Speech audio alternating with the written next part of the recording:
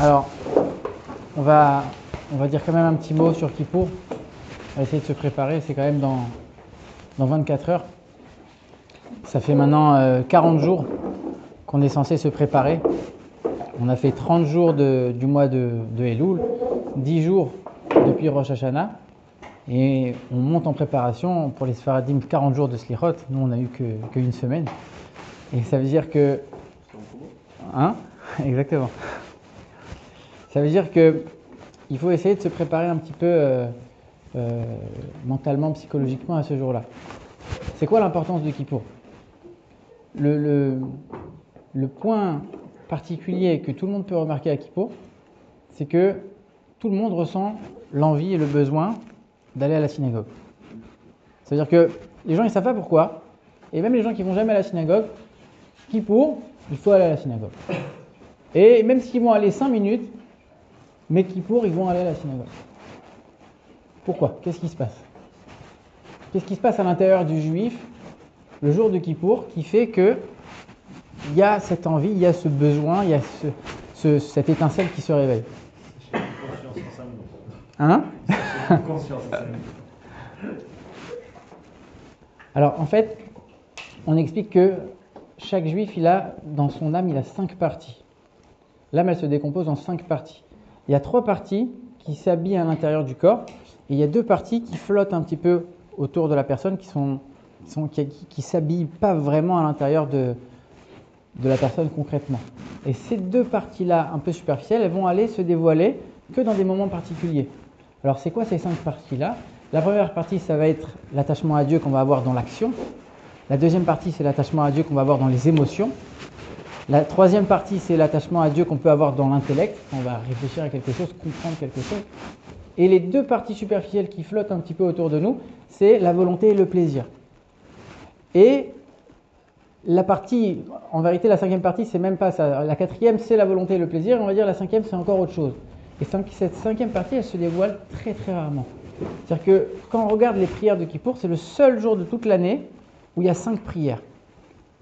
Toutes les fêtes, on va rajouter une prière. Tous les jours, on a 3 prières. Le jour de Shabbat et des fêtes, on va mettre 4 prières. Le seul jour de toute l'année où on va avoir 5 prières, c'est le jour de Kippour.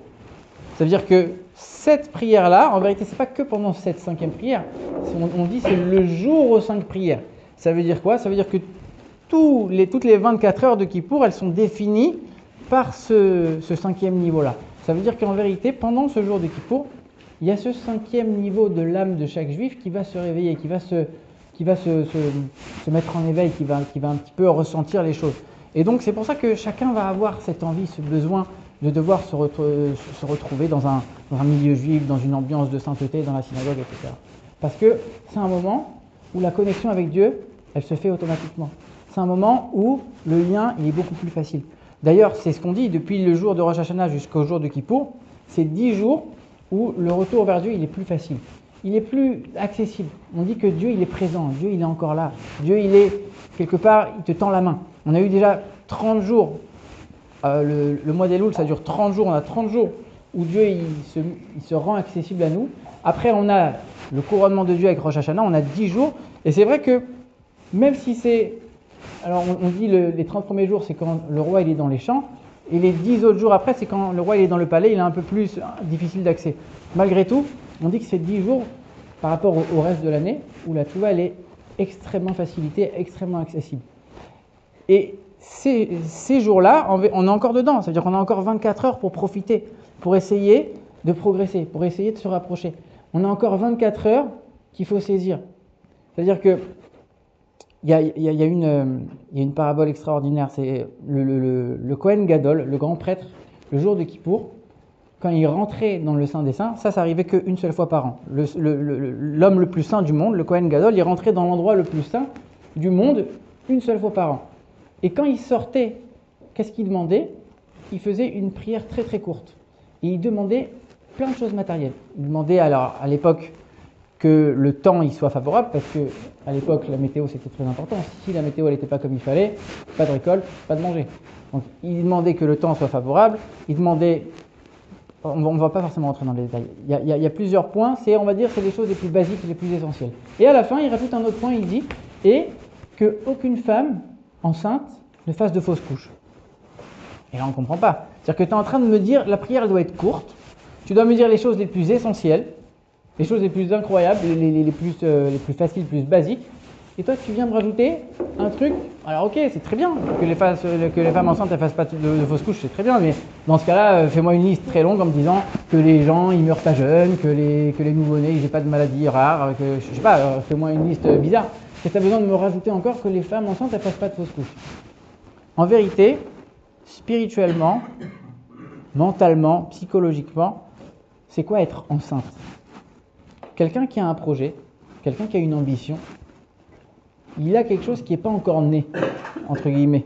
C'est-à-dire qu'il est enceinte de quelque chose. Il a quelque chose qui est en train de germer, quelque chose qui est en train de se préparer. Et faire une fausse couche, c'est quoi? C'est quelqu'un qui a un projet, quelqu'un qui a une ambition et qui ne l'atteint pas, qui ne la développe pas. Ça veut dire quelqu'un, il va dire, cette année, moi, je vais essayer de m'améliorer sur tel point. Cette année, moi, je vais essayer de me développer sur tel domaine. Par exemple, quelqu'un, il a du mal à parler en public, il va dire, moi, je vais essayer de me forcer à parler en public. Quelqu'un, il a du mal à être sociable, il va dire, bah, cette année, je vais essayer d'être un peu plus sociable. Quelqu'un, il a du mal à être généreux, il est un peu radin, il dit, bah, cette année, je vais essayer d'être un peu plus généreux. Quelqu'un, il a du mal à aller à la synagogue, il a du mal à mettre les tefilines, bah, cette année, je vais essayer de me renforcer. Chacun, peu importe, là où il est, là où il se trouve, chacun, il peut avoir des ambitions, des challenges, et des fois, on va faire une fausse couche. On ne va pas aboutir. On ne va pas aller au bout de nos ambitions, on ne va pas aller au bout de nos projets. Et c'est pour ça que c'est très important cette idée-là et qu'on la mettait dans cette prière, même si elle est très courte. Parce que finalement, ça englobe tout. Il faut se dire, maintenant, on va commencer une nouvelle année. Maintenant, on a énormément de choses à faire, énormément de projets, énormément d'ambitions. On peut avoir beaucoup de bonnes choses et il faut se donner les moyens, il faut aller au bout, il faut rien lâcher, et il faut continuer encore et encore. Ça, c'est un petit peu ce message-là. Donc là, il nous reste 24 heures.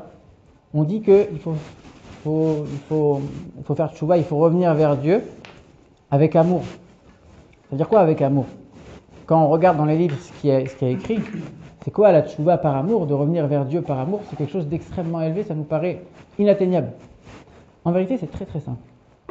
J'ai entendu une histoire aujourd'hui, c'est une histoire de quelqu'un comme vous et moi qui a vécu une histoire il n'y a pas longtemps. Il dit qu'il était à l'aéroport, il attendait son fils, il était parti chercher son fils à l'aéroport, et il voit que le vol, il a eu 1 heure de retard, donc il attend 1 heure à l'aéroport, sauf qu'il n'a pas fait attention, il a laissé le moteur tourner, il avait son téléphone branché, et bien sûr, la batterie, elle s'est vidée, parce qu'il n'avait pas beaucoup d'essence, bref, peu importe. Il commence à démarrer une fois que le fils il est arrivé, la voiture, elle s'arrête, et il a une panne de batterie, il ne peut rien faire. Qu'est-ce qu'il fait? Aux États-Unis, il y a ce qu'on appelle Hatzalah. Hatzalah, c'est les volontaires juifs. Donc il appelle, et en un quart d'heure, il a un barbu qui débarque avec des câbles et tout à l'aéroport. Il vient, il lui rebranche la voiture. Incroyable. Ah, c'est vrai, mais c'est vrai en plus, c'est vraiment comme ça. En plus, l'aéroport à Newark, va là-bas, tu vas voir comment c'est embouteillé, tout ça. Et donc, il dit c'est incroyable, c'est mon sauveur. Il lui fait un câlin, il est hyper content. Il dit ce gars-là, il est arrivé au bon moment, incroyable. Qu'est-ce qu'il fait? Il redémarre, il dit bon maintenant je vais aller sur la première autoroute, il prend le chemin, etc. Et il avance, et là il voit un gros 4x4 qui bloque le passage, qui l'empêche de passer, et ça l'énerve, il commence à klaxonner, il klaxonne, et il double, et en doublant il regarde, c'était qui au volant? C'était lui, celui qui venait de l'aider. Et là il a regretté, il s'en est voulu. Mais il s'est pas arrêté du coup. Il s'est pas arrêté. Mais alors, ce regret, c'est quoi ce regret? C'est pas un regret de je vais me faire punir, j'ai mal fait, je m'en veux, ou je vais avoir une punition. Non, en fait, lui, c'est quelqu'un que j'aime, c'est quelqu'un qui m'a fait du bien, c'est quelqu'un qui me donne quelque chose de bon. Et moi, qu'est-ce que je vais faire? Je vais lui rendre quelque chose de négatif. Je peux pas. Et en fait, il s'en est voulu, et c'est ça qu'on dit faire tchouva avec amour. Ça veut dire quand tu prends conscience, Dieu, tout ce qu'il me donne, au jour le jour, au quotidien et tout au long de l'année, il me donne encore et encore et encore dans tous les domaines de la vie. Voilà, je le dis en ce moment, je le réalise beaucoup, on ne se rend pas compte la valeur d'avoir un corps qui fonctionne bien. Ça veut dire qu'on ne remercie pas assez Dieu. Dieu, il nous donne énormément de choses, et toi, qu'est-ce que tu fais? Tu fais le contraire de sa volonté. Tu vas faire le contraire de ce que Dieu il veut. Alors, il y a la première manière de dire « Ah, c'est très grave, tu vas dans l'enfer, tu vas être puni, etc. etc. » Ça, c'est un petit peu ce qu'on apprend aussi à l'église. C'est pas le but du judaïsme.